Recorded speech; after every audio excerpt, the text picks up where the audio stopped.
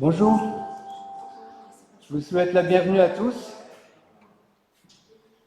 Nous nous réunissons ce matin à l'invitation de notre Seigneur pour le rencontrer, pour partager des temps de louange, de prière, de communion et aussi pour écouter sa parole.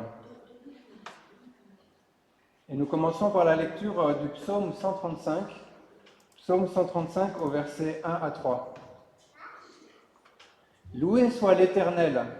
Oui, louez l'Éternel, louez-le, vous qui servez l'Éternel, vous qui vous tenez dans la maison de l'Éternel, dans les parvis de la maison de notre Dieu. Oui, louez l'Éternel, car l'Éternel est bon, et célèbre-le en musique, car il est digne d'être aimé. C'est le Seigneur qui nous a aimés le premier, et nous reconnaissons qu'il est vraiment digne de recevoir notre amour en retour. Je propose de nous lever pour chanter « Vers toi, Seigneur ».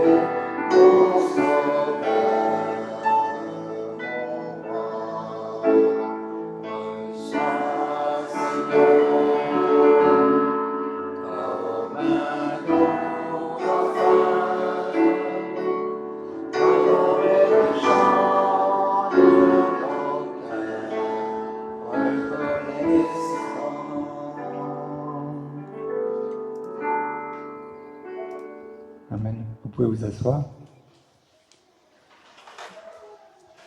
Et donc nous lisons maintenant un second passage dans le psaume 135, les versets 5 à 7. Je sais en vérité que l'Éternel est grand et que notre Seigneur surpasse tous les dieux. L'Éternel accomplit tout ce qu'il veut au ciel et sur la terre, dans les mers et dans les abîmes. Des confins de la terre, il fait monter les brumes, il lance les éclairs au milieu de la pluie, il fait lever le vent qu'il tenait en réserve. Je propose de continuer à louer notre Dieu pour toutes les grandes choses qu'il accomplit sur la terre et dans nos vies. Et nous nous levons pour chanter « Grandes et merveilleuses ». Et après ce chant-là, nous aurons un temps de louange et d'adoration libre. Donc « Grandes et merveilleuses ».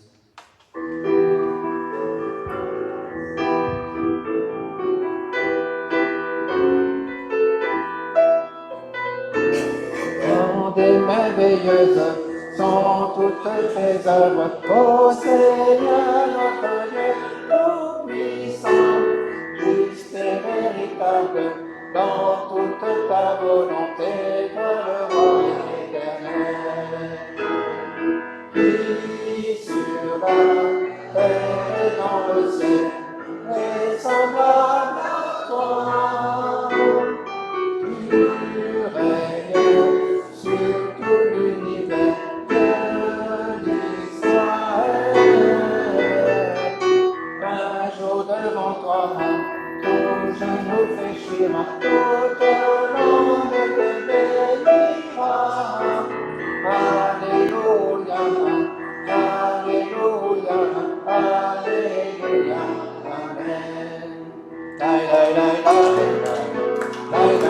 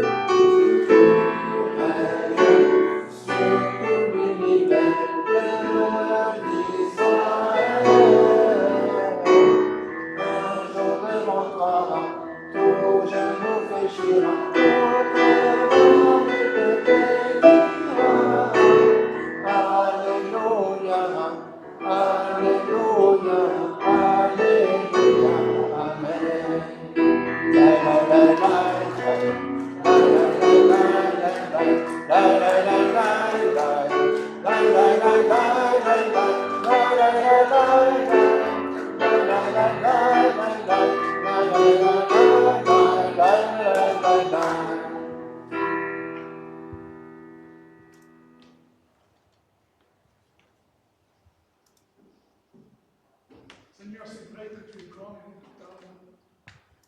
Nous sommes dans la joie de te connaître. Réunis ce matin dans ton nom. Amen. Amen. Père éternel, encore aujourd'hui, nous sommes heureux de pouvoir nous approcher de toi tel que nous sommes, avec nos faiblesses, nos manquements, nos imperfections. Mais tu es notre papa, notre berger. Durant cette journée, nous te demandons de nous conduire, de nous guider par ton Saint-Esprit, Père éternel. Oh, merci pour ton amour, pour ta parole, pour ta grâce, Seigneur mon Dieu. Tu es merveilleux, admirable, incomparable, Seigneur mon Dieu. Et nous avons tous besoin de ta grâce. Merci, Seigneur mon Dieu, pour tout ce qui se fera dans ton nom. À ton nom, la gloire, la louange, la reconnaissance de nos cœurs, dans le précieux nom de Jésus, notre bien-aimé Seigneur et Sauveur. Amen. Merci, Seigneur. Amen.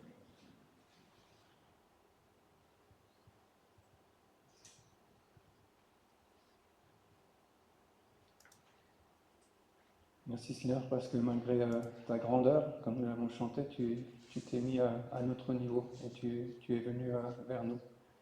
Merci pour le privilège de pouvoir te connaître. Amen. Amen.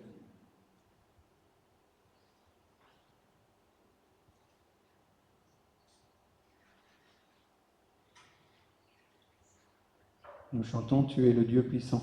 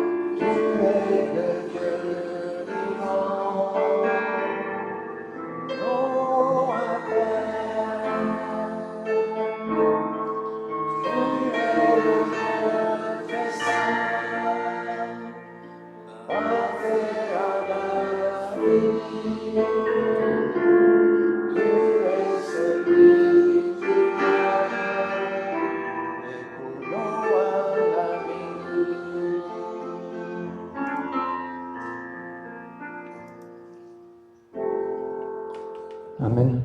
Vous pouvez vous asseoir.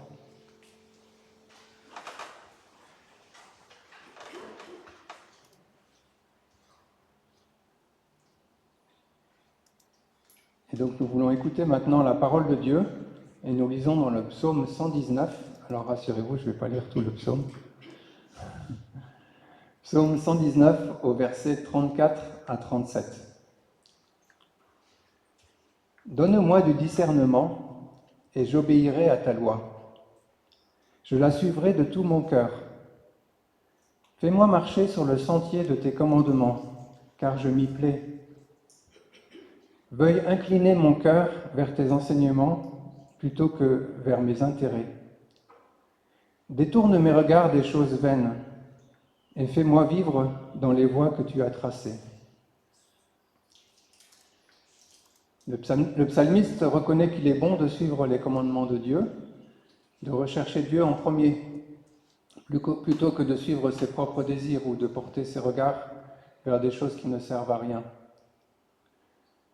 Mais il demande à Dieu le discernement pour obéir à sa loi. Il demande à Dieu d'incliner son cœur vers ses enseignements, parce qu'il ne peut pas y arriver sans l'aide de Dieu.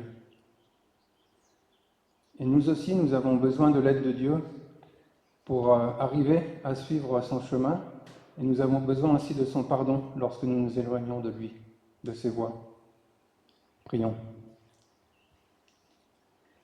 Seigneur, je reconnais que tes commandements sont bons pour moi, et je veux te demander pardon parce que je m'éloigne de toi si souvent, et parce que je vis parfois comme si tu n'étais pas là. Par ton esprit, donne-moi de discerner ce qui est bien de ce qui est mal. Change mon cœur pour que je puisse te ressembler toujours plus. Amen. Nous restons assis pour chanter « Éternel, fais-moi connaître tes voies ».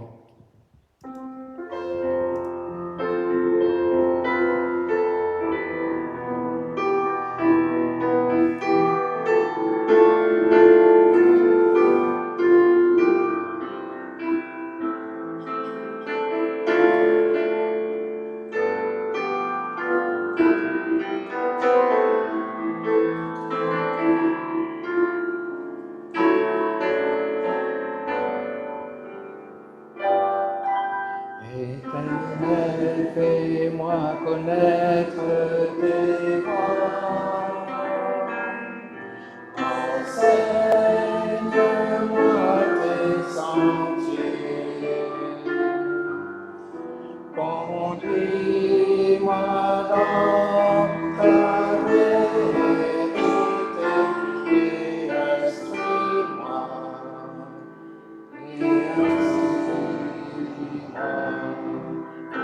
Tu es le Dieu de mon salut.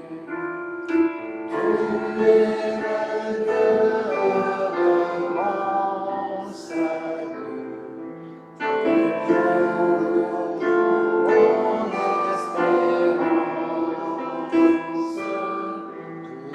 Tu es toujours mon espérance.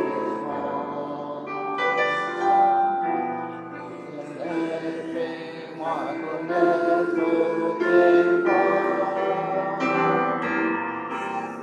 Enseigne-moi tes sentiers. Conduis-moi dans ta vérité et instruis-moi.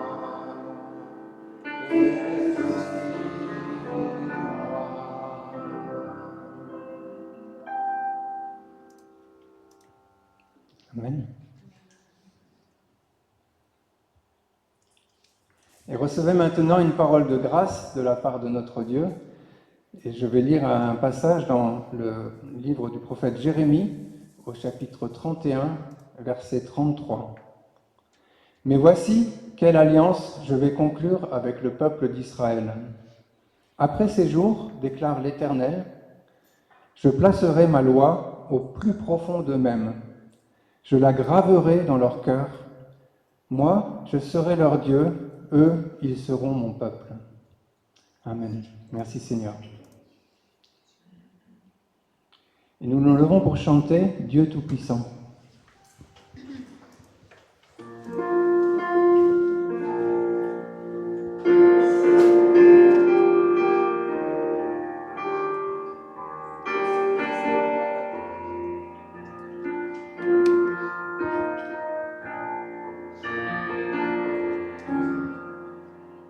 Dieu Tout-Puissant, dans mon cœur considère tout l'univers créé par ton pouvoir.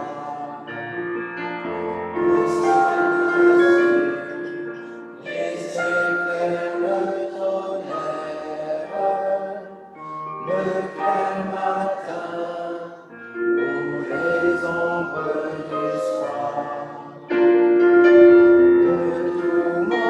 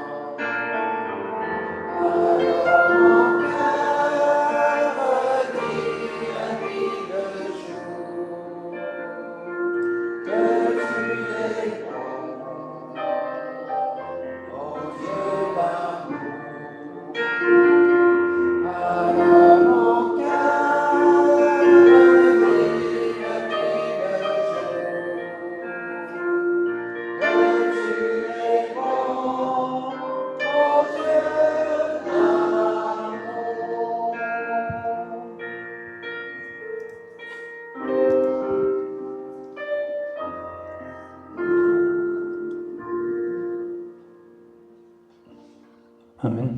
Vous pouvez vous asseoir. Ah, je vais vous faire relever encore une fois. C'est pas grave. Et maintenant, nous voulons dire ce que nous croyons en tant que chrétiens. Et pour cela, j'ai choisi un passage dans l'Évangile raconté par Jean, au chapitre 11, les versets 25 à 27. Et cela se passe lors de la mort de Lazare. Jésus dit à Marthe que son frère allait revenir à la vie. Et Marthe croyait à la résurrection des morts au dernier jour. Mais Jésus lui a montré qu'il était vraiment capable de le faire en ressuscitant son frère. Et il a montré ainsi qu'il était celui que Dieu a envoyé pour sauver le monde. Je vais lire le texte dans Jean 11 au chapitre 25 à 27. Je vais les lire en entier et après nous relirons la dernière phrase ensemble. « Je suis la résurrection et la vie, lui dit Jésus. Celui qui place toute sa confiance en moi vivra, même s'il meurt. Et tout homme qui vit et croit en moi ne mourra jamais. Crois-tu cela ?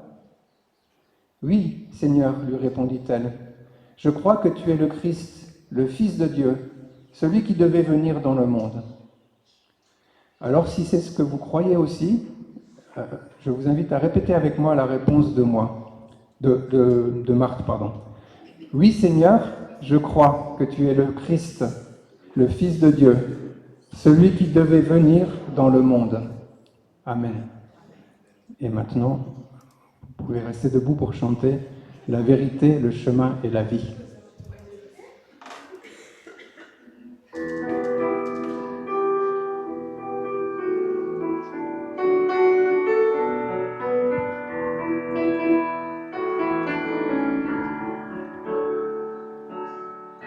Né de la poussière et l'éternité, j'ai vu la lumière, elle m'a racheté, et le cœur avide de ma liberté. Jésus-Christ libre, nommé vérité. Il est la vérité, le chemin et la vie. On ne vient au Père que par lui. Il est la vérité, le chemin et la vie. On ne vient au Père que par lui. Ton regard s'étonne, tu ne comprends pas. Un roi qui pardonne, ça n'existe pas. Un roi qui s'incline devant ses sujets.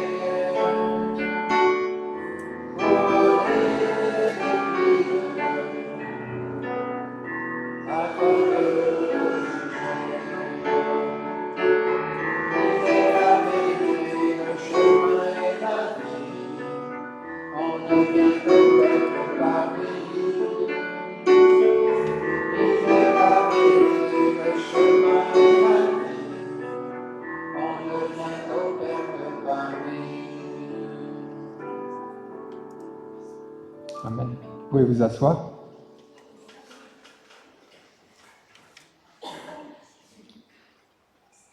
Et c'est le temps des offrandes. Et je vais demander à Gérard si tu peux m'aider. Que chacun donne ce qu'il aura décidé en son cœur, sans regret ni contrainte, car Dieu aime celui qui donne avec joie. Donc Gérard, si tu peux passer dans les rangs, s'il te plaît.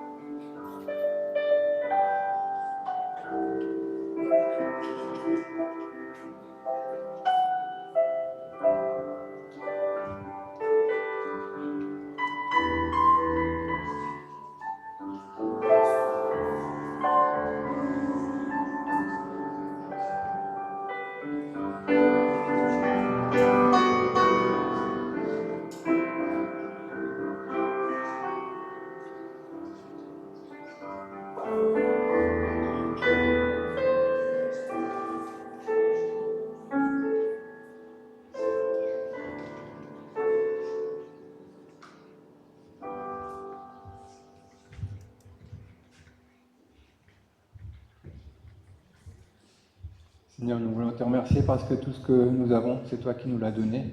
Et nous voulons te remettre ces offrandes pour que tu nous donnes aussi de pouvoir les utiliser pour édifier ton Église. Amen.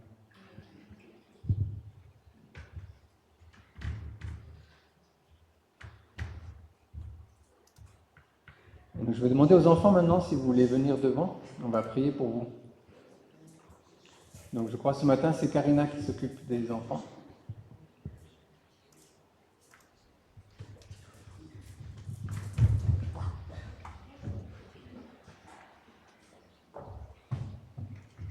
J'espère qu'on a tous le même enthousiasme pour venir le dimanche matin. Seigneur, nous voulons te remercier pour les enfants que tu as placés dans notre Église. Merci parce qu'ils sont aussi nombreux ce matin et pour la joie que ça nous procure. Nous voulons te les remettre ce matin pour qu'ils puissent recevoir quelque chose de ta part et aussi que tu guides Karina qui les accompagne ce matin. Merci Seigneur. Amen. Vous pouvez y aller.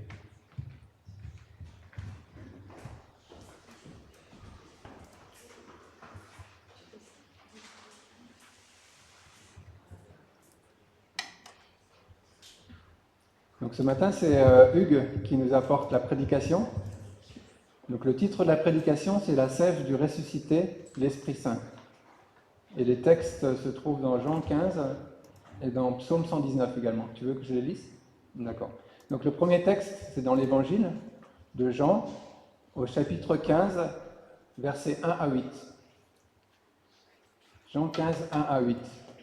Je suis le vrai plant de vigne, et mon Père est le vigneron. Tous les sarments en moi qui ne portent pas de fruits, il les coupe.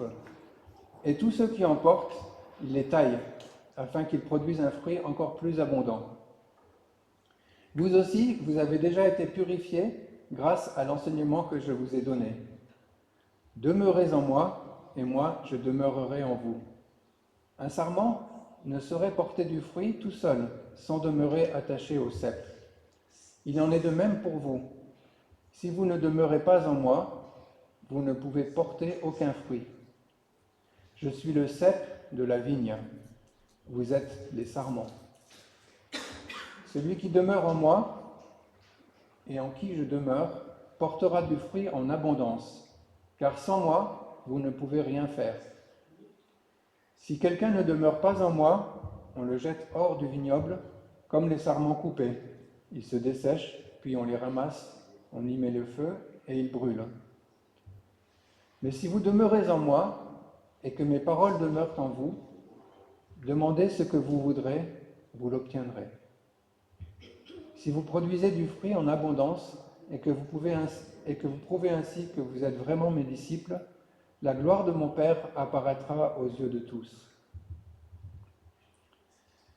Et le passage dans l'Ancien Testament, donc tiré du psaume 119, au verset 25 à 32. Je suis collé à la poussière. Rends-moi la vie selon ce que tu as promis. Je t'ai exposé ma conduite et tu m'as répondu. Apprends-moi tes commandements. Fais-moi discerner le chemin tracé par tes décrets, pour que je réfléchisse à tes merveilles. Je suis accablé de chagrin. Relève-moi conformément à ta parole. Détourne-moi du chemin du mensonge et, dans ta grâce, fais que je vive selon ta loi. J'ai choisi le chemin de la fidélité. Je me suis conformé à tes décrets. Je me tiens attaché à tes édits. Épargne-moi la honte, ô Éternel. Je veux courir sur le chemin de tes commandements, car tu m'as libéré.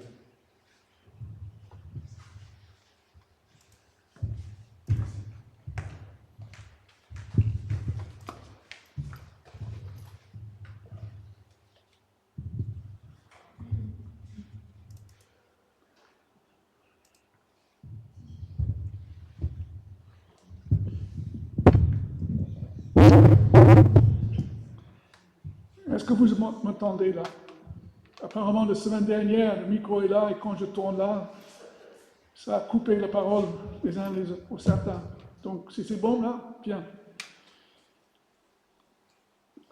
Alors, tout à l'heure, Pierre a dit, il ne va pas lire toute ce psaume, il parlait du psaume 119. Mais pourquoi? Parce qu'il y a 22 sections de 8 versets, 168 versets. C'est pourquoi il n'a pas voulu lire. Mais pourquoi il y a 168 versets, 22 sections de 8? Parce que l'auteur de la Bible a donné par la lettre qu'il commence chaque mot dans l'alphabet hébraïque, et il commençait de 8 versets, il passait à la prochaine lettre, donc il commençait avec alpha, le bêta, le delta, je ne sais pas quoi, c'est pas ça, tala, gamma, je ne t'entends pas. Aleph, Bet, Gimel, Dalet. Voilà, donc il faut notre pasteur pour mettre le vieux dans sa place. Voilà, il fait ça, et donc c'est intéressant, mais bon, quand nous lisons ça, on n'a pas ça. Autre chose, par le psaume 119, il parle de la parole de Dieu sous différentes formes, tes préceptes, tes statuts, tes commandements, etc. Et donc c'est bien de le méditer. Je dis ça parce que ça colle à ma prédication. Je vous invite à la prière. Seigneur, nous nous inclinons devant toi dans la joie d'être ensemble. Et nous sommes là maintenant d'entendre ce que l'Esprit a nous dire. Ta parole est la vérité. Enseigne-nous, Seigneur. Accorde-nous pour ton esprit d'assouplir nos cœurs. Rends notre intelligence limpide. Fais en sorte que nous soyons prêts à le mettre en pratique pour ta gloire et le salut de beaucoup. En ton nom, Jésus. Amen.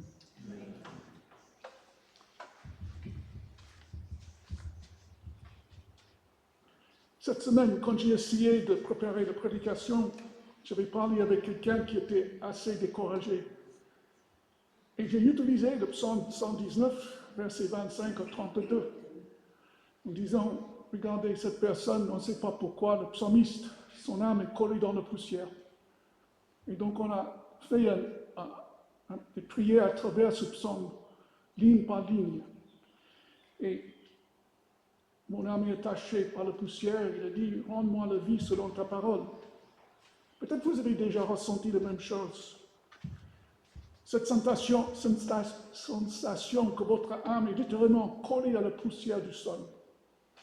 Ce n'est pas simplement de fatigue après une longue semaine de travail, c'est peut-être le pesanteur spirituel qui nous envahit après un échec, qui nous a fait honte, après une perte douloureuse, qui nous enlève notre élan, ou après une longue période de sécheresse, ou l'impression de prier contre un mur de briques.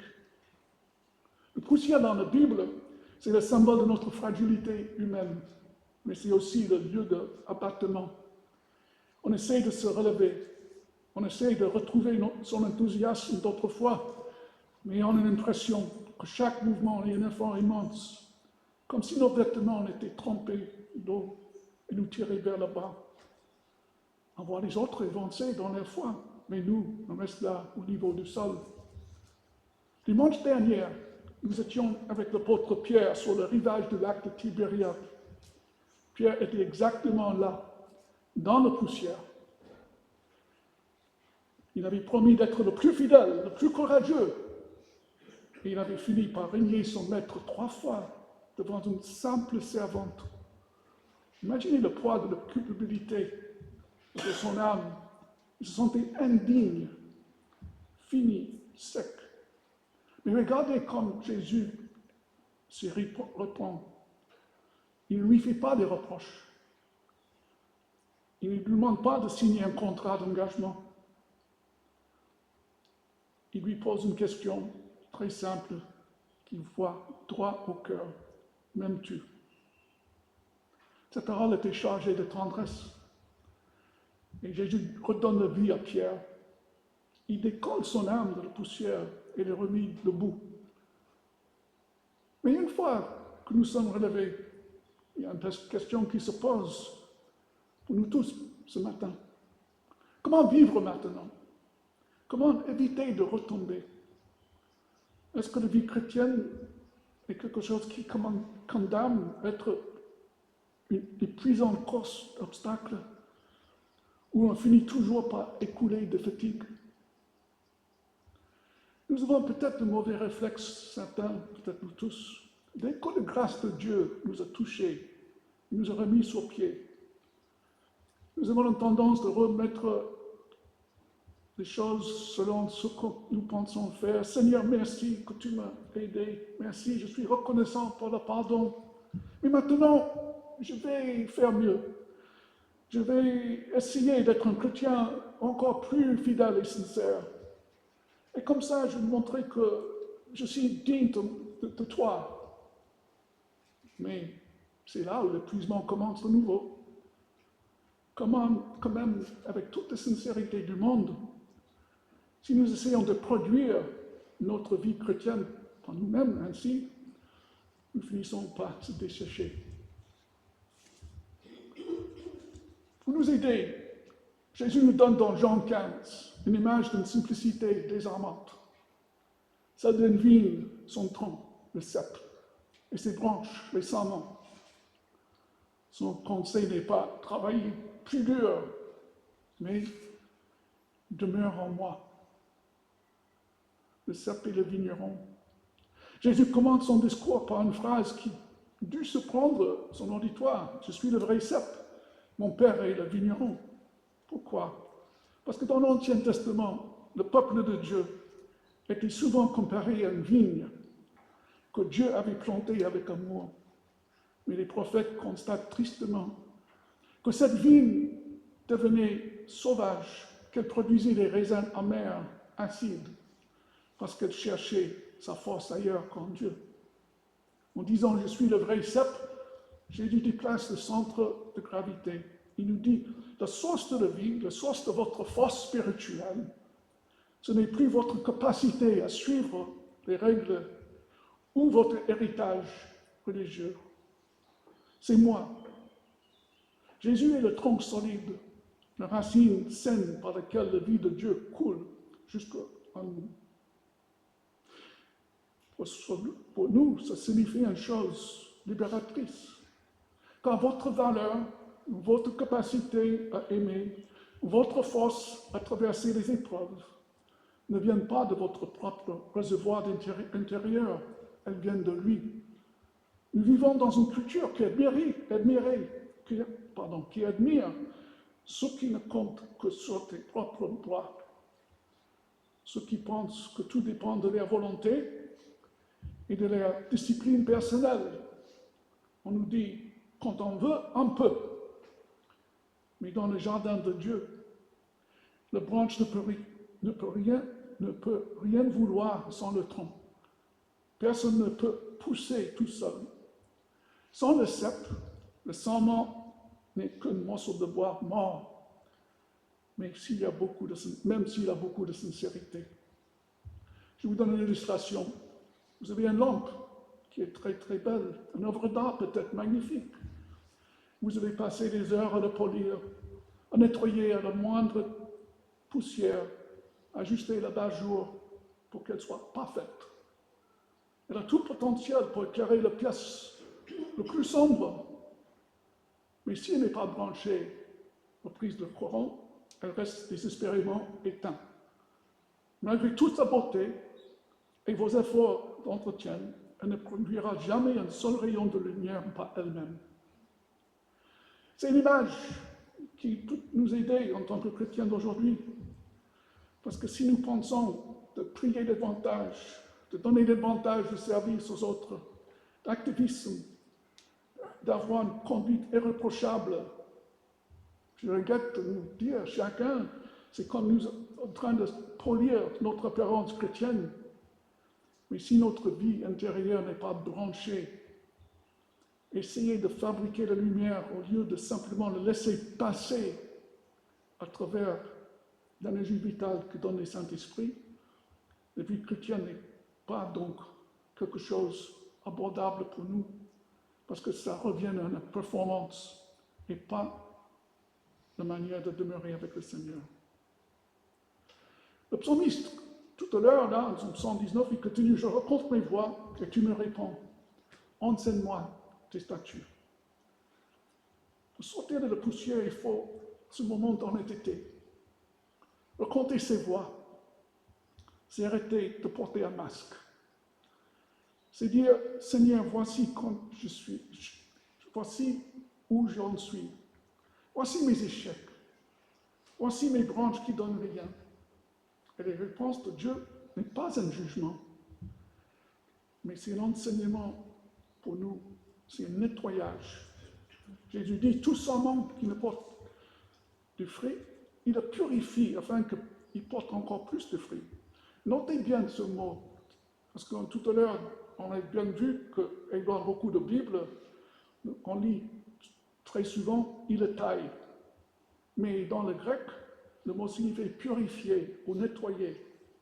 Et pour que ce soit bien clair, Jésus a ajouté au verset suivant, le verset 3, vous êtes déjà purs à cause de la parole que je vous ai énoncée. C'est une nuance importante. Parce que nous avons peur de l'action de Dieu dans notre vie. Parce que nous imaginons un jardinier avec une grosse cisaille tranchante qui vient couper dans notre chair. Nous voyons une épreuve peut-être comme une punition. Mais Jésus nous dit que le Père nettoie. Imaginez le serment d'une vigne de printemps. Parfois, il se couvre de poussière, de moisissures ou de petits parasites qui s'empêchent de respirer et recevoir la lumière du soleil. Qu'est-ce qu'il fait le vigneron? Il ne coupe pas les branches, il la lave. Il utilise l'eau pour enlever ce qu'on encombre la vie. Le Père ne vient pas vous amputer ou vous diminuer. Il vient vous débarrasser de ce qui vous gêne. Le psalmiste demande, fais-moi comprendre ta voix, tes ordonnances. Et Dieu utilise cette parole pour nettoyer nos cœurs. Il enlève le mousse qui nous étouffe, nos inquiétudes dévorantes, nos amertumes qui durent depuis des années, ou nos mauvaises habitudes qui pompent notre énergie pour rien. Dieu ne nous relève jamais rien par méchanceté. Il nettoie ce qui est sale ou encombrant pour que le sève du Saint-Esprit puisse circuler librement jusqu'au bout de vos doigts. Vous n'avez pas à craindre la main de vigneron. Ce sont les mains qui purifient pour redonner de la force et de la joie. Nous arrivons maintenant au cœur de la vie secrète de la vie chrétienne. Christ a dit, demeurez en moi et je demeurerai en vous. Le psalmiste lui aussi a passé par là, après avoir confessé sa faiblesse. Il dit, mon âme pleure de chagrin, relève-moi selon ta parole. Prendre une décision concrète. Je me tâche à tes témoignages. Demeurer. Demeurer. C'est un mot que nous utilisons peu. Merci, mon frère.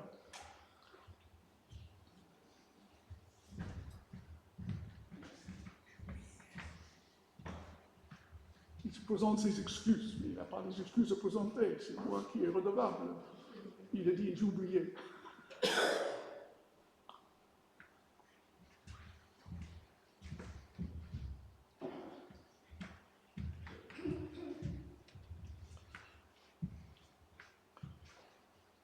Demeurer, demeurer, c'est un mot que nous utilisons peu de nos jours. Cela veut dire habiter, rester, poser. Ce n'est pas un verbe d'action trépidante, c'est un verbe d'état. Mais attention, dans un monde qui nous pousse à l'activisme permanent, demeurer est devenu l'effort le plus difficile à fournir.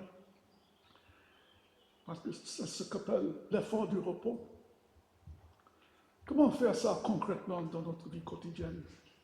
Vous allez peut-être me dire, mais Hugues, c'est une belle image. Mais lundi matin, quand le stress va monter au bureau, quand les problèmes familiaux, mais ça y est, comment est-ce possible que je demeure en Jésus? Demeurer, c'est exactement ce que faisait cette semaine. Je faisais cette semaine dans le psaume 119 en priant avec cette personne. Parce qu'on se répète sur chaque ligne. On n'a pas lu pour finir la lecture biblique ou pour accumuler ou savoir. Nous avons lu ce passage de parole comme une sève qui coule dans nos veines. Prenez un exemple. La promesse de Jésus est une seule, comme ceci. Je suis avec vous tous les jours. Ne contentez pas vous de lire ça et procéder, continuer. Méditez. Je suis. Le Seigneur est là. Il est le Dieu vivant. Je suis. C'est le mot qu'il utilisait pour l'Exode. Je suis. Il est présent dans ma vie. Il est présent dans cette pièce. Il est présent dans cette situation difficile. Un peu plus loin, avec vous.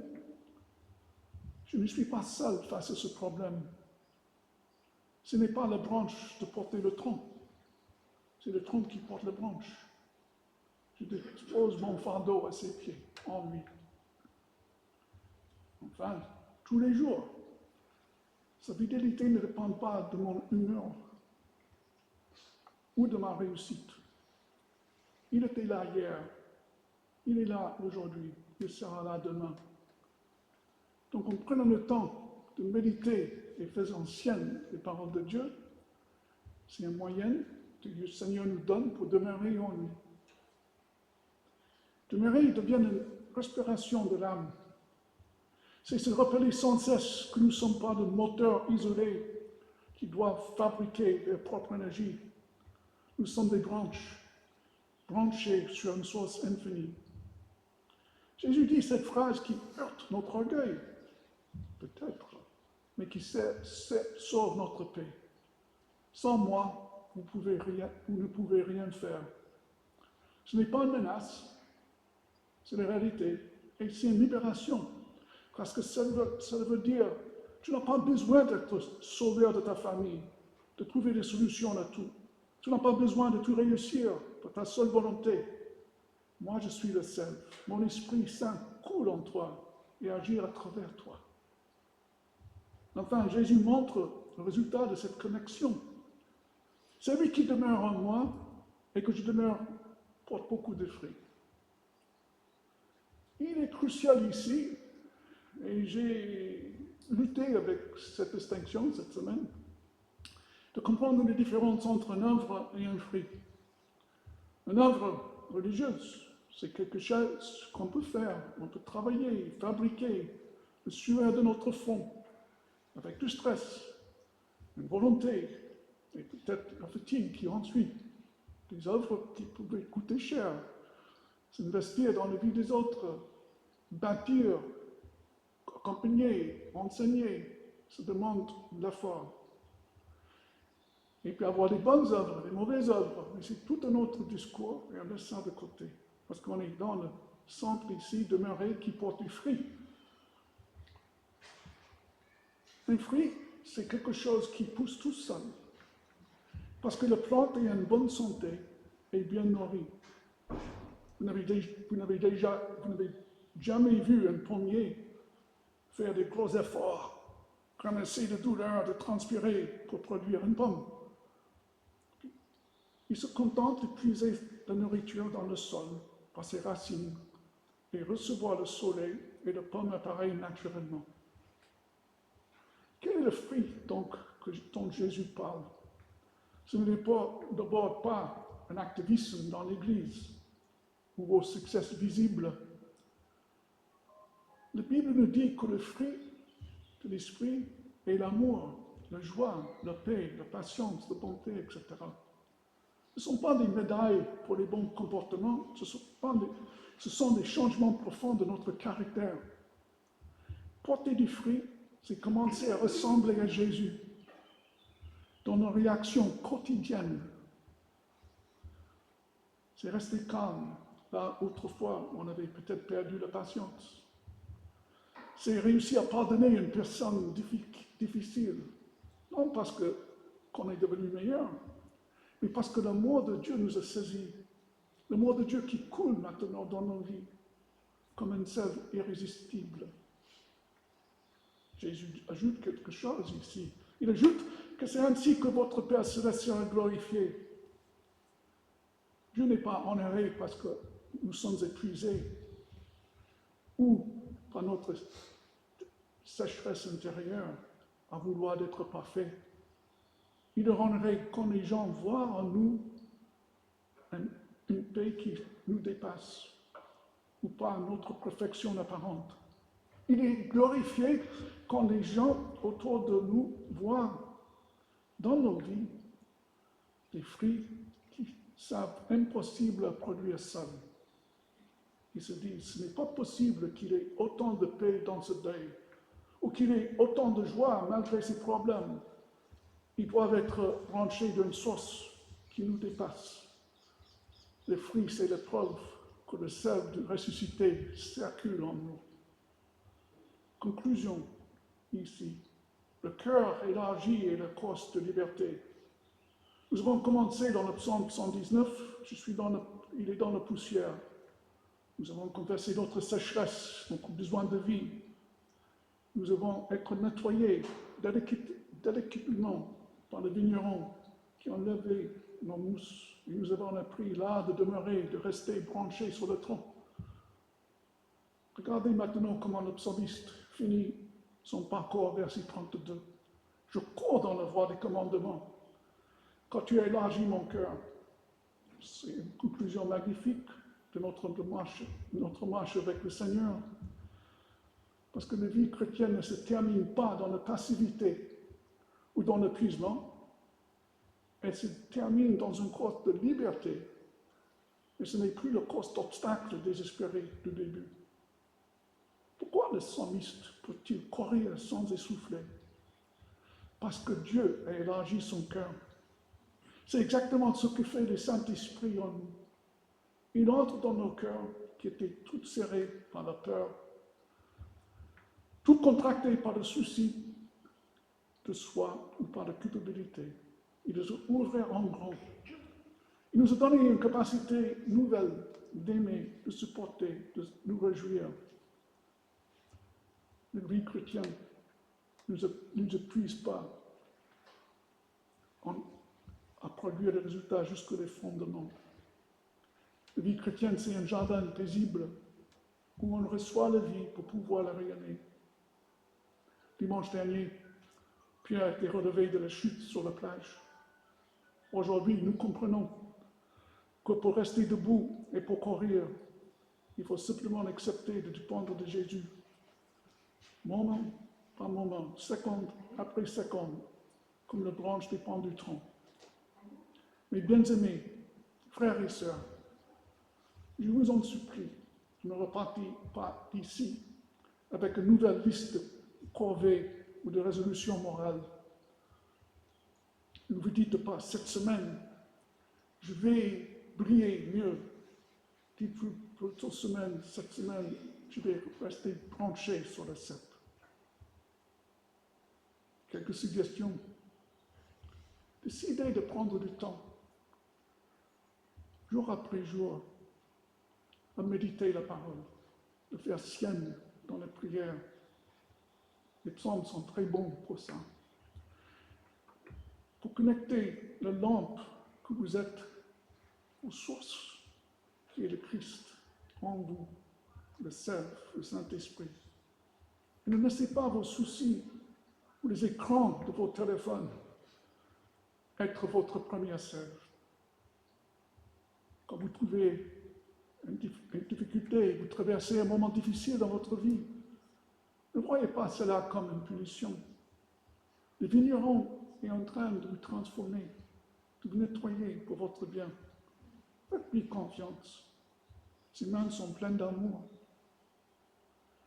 Et si vous sentez à nouveau tomber dans la poussière, ne restez pas dans le silence et la honte. Redites simplement, Seigneur, redonne-moi la vie selon ta promesse. Amen. Seigneur, nous te bénissons pour ta parole, qui est une lampe pour nos pieds, pour nos sentiers, qui est une sève dans notre vie, parce que ta parole est toujours accompagnée par l'Esprit Saint. Seigneur, accorde-nous de non seulement le comprendre, mais de le vivre jour après jour. Parce qu'en vivant ainsi, même nos œuvres vont sembler être plus faciles. Plutôt de calculer, on va être généreux spontanément. Plutôt de dire pourquoi c'est toujours moi qui fais ceci, on va le faire pour te glorifier avec un cœur reconnaissant qu'on a la force de le faire. On va ne plus comparer notre vie à quelqu'un d'autre. On va se contenter de ce que nous avons en toi. Nous allons te ressembler de plus en plus. Et nous allons suivre tes chemins afin que tu sois glorifié, que ton royaume vienne et que nous serons des serviteurs fidèles. Et c'est en ton nom, Jésus, que nous pensons ces choses. Amen. Nous allons chanter le cantique 359 dont Jeanne vient adorer. Et je vous invite de rester assis pour chanter ce cantique.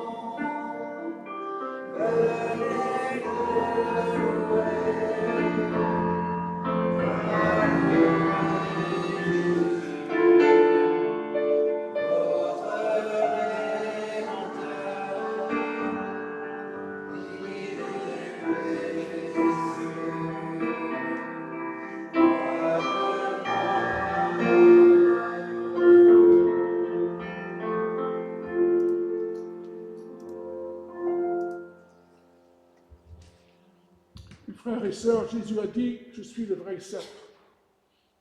Lors de ce vendredi sombre que nous appelons vendredi saint, sur le croix, le cèpe parfait a été entaillé, meurtri, percé, pour que nous, sans mon rebelle et desséchés, nous puissions y greffer pour l'éternité. Ce pain que nous allons partager, de cette coupe que nous allons boire, sont des signes tangibles de cette nouvelle alliance par laquelle nous sommes pardonnés de toutes nos fautes et unis à Christ, par la communion du Saint-Esprit qui nous nourrit spirituellement. Vous qui êtes fatigués, vous qui êtes las de produire par vous-même, vous qui êtes à bout de souffle spirituellement, venez ce matin. Tout est accompli pour vous. Tout est prêt. Venez puiser dans le sève du Saint-Esprit. Je vais lire ce passage. On trouve dans l'épître de Paul aux Corinthiens, qui nous rappelle de manière que le Seigneur a instauré le Saint-Seine. Le Seigneur Jésus, dans la nuit, il fut livré. Il prit du pain. Et après l'avoir rempli, il dit, ceci est mon corps qui est pour vous. Faites ceci en mémoire de moi. Et même après avoir soupé, il a pris la coupe et dit, cette coupe est une nouvelle alliance en mon sang. Faites ceci en mémoire de moi. toutes les fois que vous en boirez, car toutes les fois que vous mangez ce pain et que vous buvez cette coupe, vous annoncez la mort du Seigneur jusqu'à ce qu'il vienne. Dans un instant, je vais vous inviter à vous lever, et la coupe et le pain vont être distribués. Je vous prie de garder dans vos mains, et nous mangeons et nous buvons ensemble. Et puisque je suis privilégié de voir qu'au fond de salle, un collègue proche de lui, Tim Calvo, est là, je vais l'inviter pour m'aider pour le Saint-Seine ce matin. Notre ancien pasteur, nouveau pasteur d'Aix-en-Provence.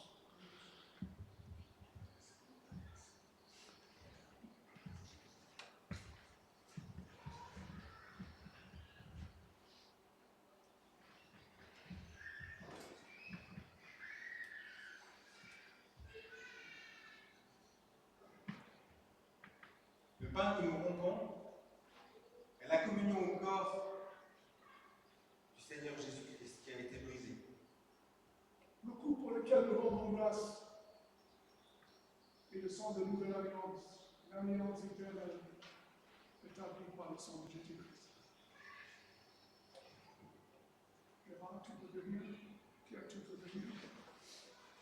Les deux serviteurs vont distribuer le pain et le vin en nous support. Tu vas lire des passages de Bible.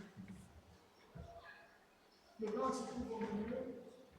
Et je dirais dans le cours, je vous invite à le lever.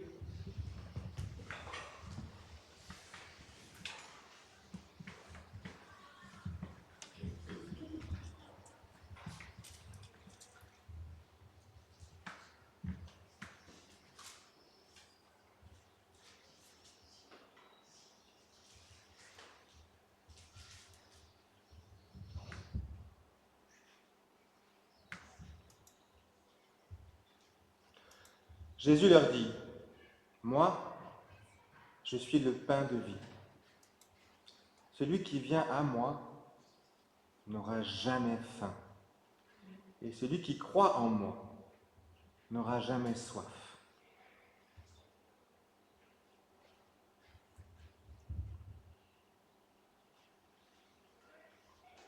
Moi, je suis le pain vivant descendu du ciel.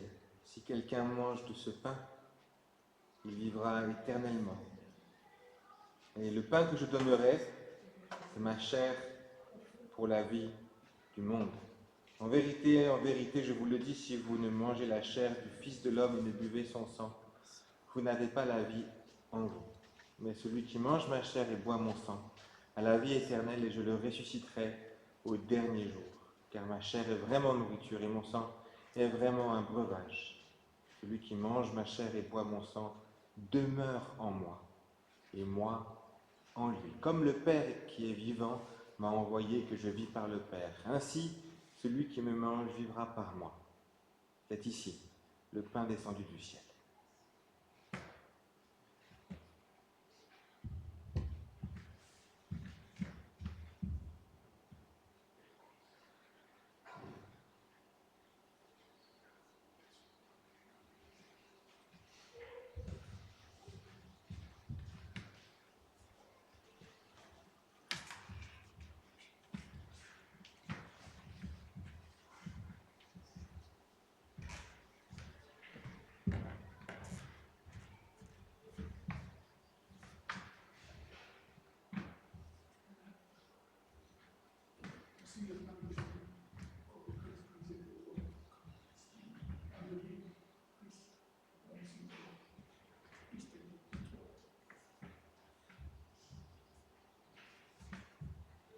Le corps du Christ.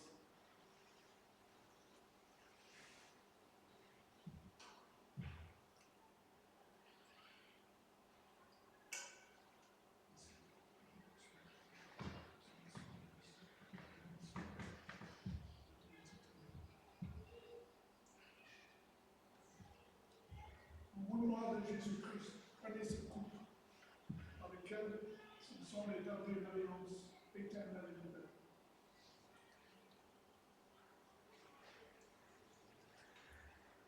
On va prier et après, quelqu'un va ramasser les coups.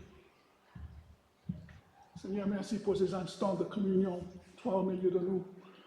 Merci que tu as établi des signes visibles pour ces réalités visibles, invisibles.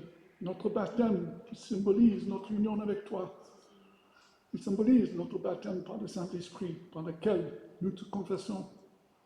Que ce pain et ce vin qui nous appellent de centralité, le message biblique, ton sacrifice, nous te louons, que tu nous as fortifiés, parce que nous sommes focalisés de nouveau sur ton œuvre. Gloire à ton nom. Amen.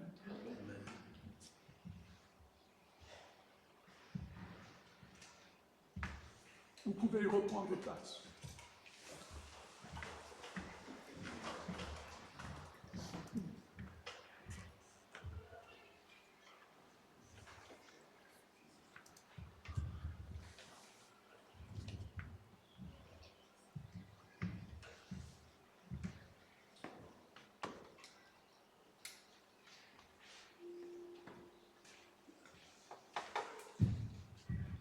Nous prenons un temps maintenant d'intercession, c'est-à-dire de prière les uns pour les autres.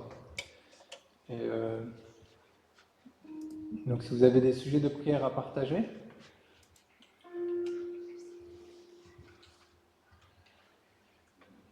Gérard, Oui, notre frère Timothée, je suis heureux de le retrouver, notre frère Timothée Calvo, c'est ça? c'est ça. Oui, c'est un pasteur ici, vraiment. C'est une joie de le recevoir. Amen. Je veux prier aussi parce que tous les chrétiens de notre pays, du monde, soient unis parce qu'actuellement il y a l'ennemi qui montre ce qui se passe en Irak, en Iran, des choses atroces. Donc pour l'unité des chrétiens. Pardon? Pour l'unité des chrétiens. En l'unité des chrétiens, le monde chrétien qui a besoin d'être solidaire. Pour l'Église persécutée, Pour l'Église persécutée, tous ceux qui n'ont pas la chance comme nous de pouvoir se réunir librement. On peut prier aussi donc pour la résolution des conflits avec la diplomatie, que Dieu donne de la sagesse à nos dirigeants.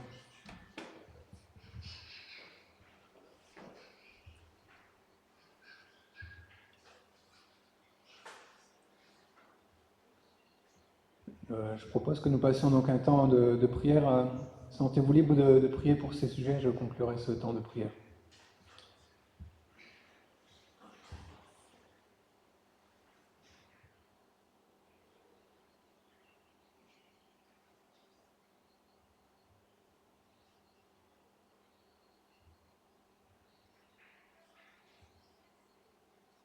Seigneur, c'est toi qui bâtis l'Église et les portes de l'enfer ne prévaudront pas contre elle. Fortifie, Seigneur, tes enfants dans les pays où on les rejette, où on les oppresse, où on les jette en prison. Seigneur, que tu les gardes forts, attachés à toi. Et Seigneur, s'ils doivent passer par la souffrance, soit un témoignage de ta vie en nous. Amen.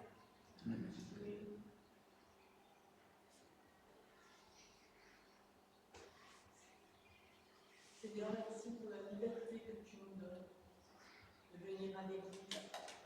Merci pour ta présence ce matin.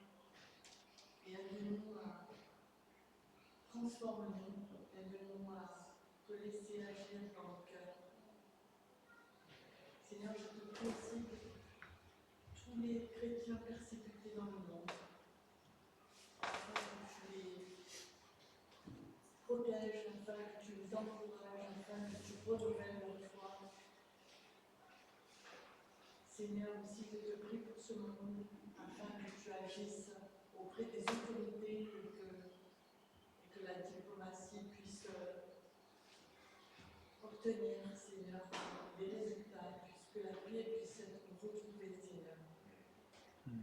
En ton beau nom, Seigneur Jésus, mort sur la croix pour nos péchés. Amen. Seigneur, nous te prions aussi pour nos frères et sœurs ici présents ce matin, qui doivent confronter des difficultés, parfois des difficultés dans les familles lointaines, qui sont similaires aux persécutions, en fait. D'autres qui luttent avec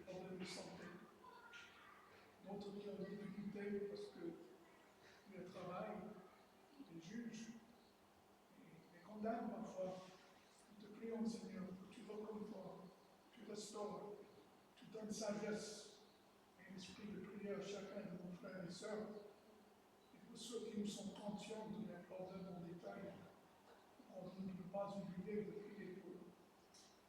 Seigneur, merci pour venir le fac en Gabon. Les étudiants qui se préparent. Envoie, Seigneur, davantage des ouvriers dans les champs. Seigneur, nous voyons que dans le monde, il y a des épreuves, des guerres, des rumeurs de guerre. Nous te louons que tu nous as avertis que ces choses vont arriver. Nous faisons en sorte qu'on ne se décourage pas, qu'on ne se disparaît pas. On se tourne vers toi, même si parfois on a l'impression que tu ne réponds pas à nos requêtes. Parce que tu reçois nos prières toujours comme par la prière. Nous vivons par la foi et pas par notre volonté, mais par le tienne. Seigneur, aussi nous te prions pour bénir les jeunes, les enfants, les couples que ces formes. Et Seigneur, que tu donnes le plaisir du cœur à ceux qui te cherchent. Et pour ta gloire, et celui de beaucoup. Amen. Amen. Seigneur, nous te rendons gloire pour tout ce que tu fais pour nous. Nous méritons bien pour toi, tu es de notre côté chaque jour.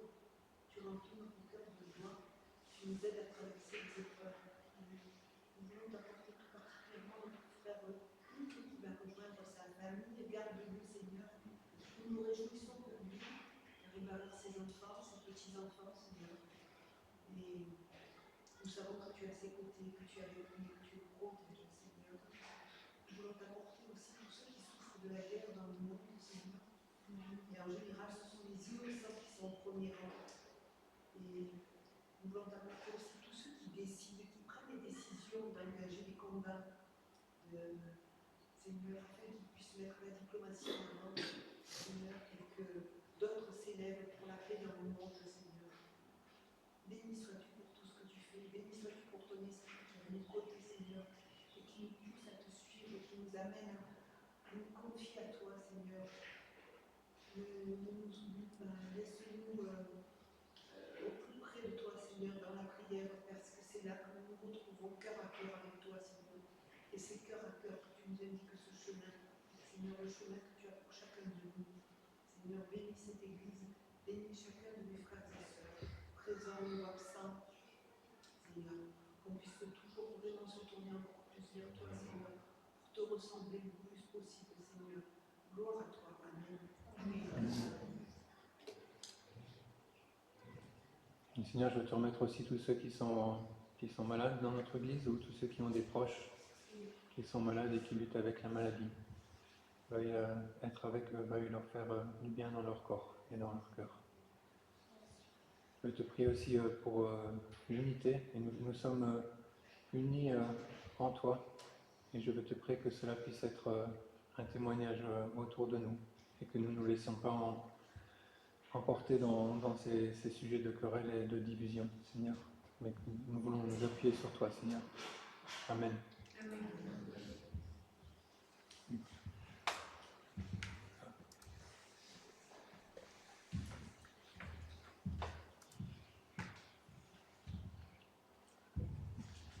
Écoutez cette exhortation.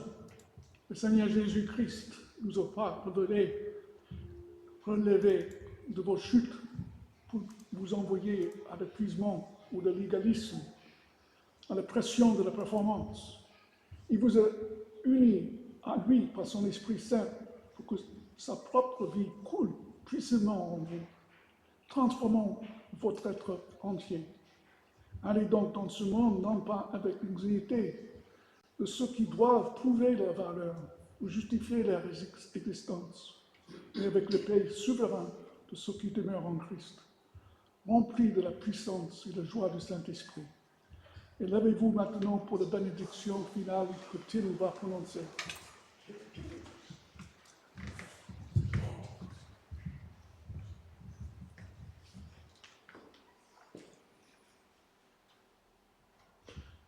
Que le Christ habite dans vos cœurs par la foi, afin que, étant enracinés et fondés dans l'amour, vous puissiez, avec tous les saints, comprendre Quelle est la largeur, la longueur, la profondeur et la hauteur de l'amour du Christ qui surpasse toute connaissance, en sorte que vous soyez remplis de la plénitude de Dieu. À lui soit la gloire par l'Esprit qui agit puissamment en nous, dans l'Église et en Jésus-Christ, pour toutes les générations, les siècles des siècles. Amen. Et nous chantons Père, unis-nous tous.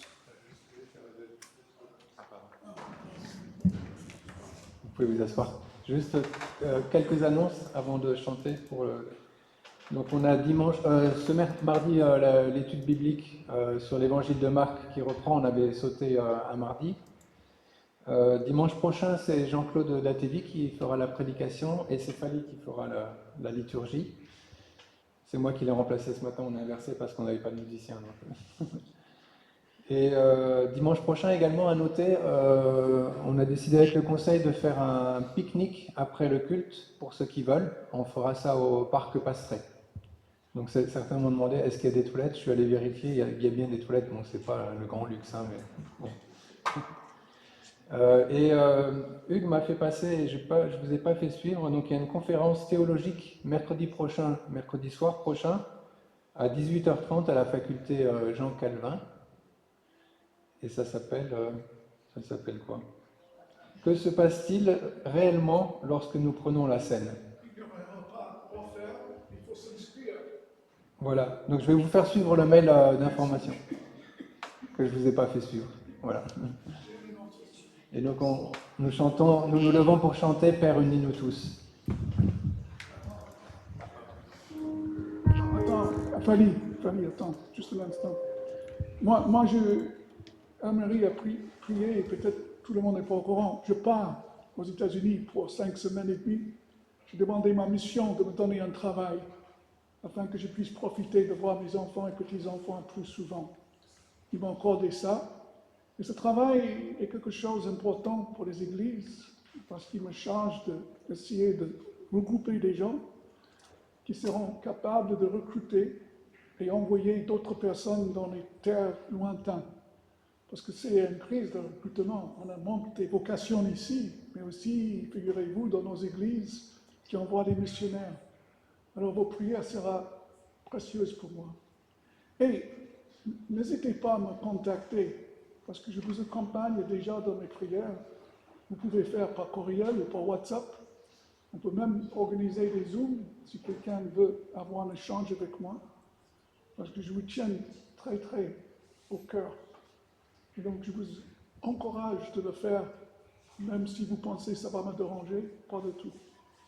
Voilà, merci. Nous chantons maintenant ce cantique qui est annoncé par Pierre.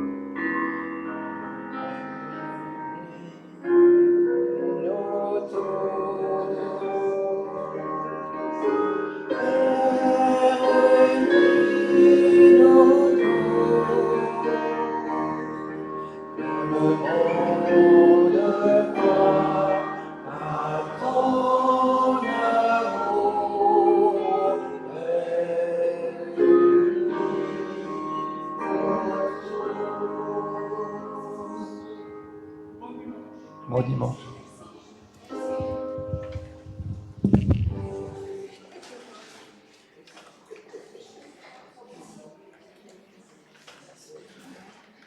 Merci à toi. Heureusement,